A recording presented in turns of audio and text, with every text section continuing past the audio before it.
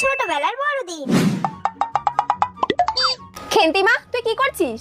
আজকে তো রাতের বেলা সান্টা ক্লজ আসবে আর আমি আজকে কি গিফট নেব সেটাই নিচ্ছিলাম। আচ্ছা সান্টা ক্লজের কাছে তুই কি গিফট চাইলি রে এই বছরে? আমি সান্টা ক্লজের কাছে একটা বড় পুতুলের সেট চেয়েছি যেখানে অনেকগুলো পুতুল থাকবে। আচ্ছা দাও এটা এবার আমি মোদার মধ্যে ভরে রাখি। হ্যাঁ হ্যাঁ ভরে রাখ।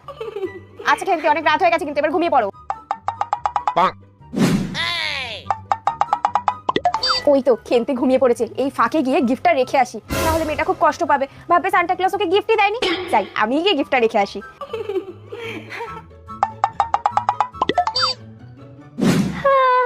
সকাল হয়ে গেছে। সান্টা ক্লজ আমাকে গিফট এনেছে। মা, ও মা। কি হয়েছে রে খেন্তিমা?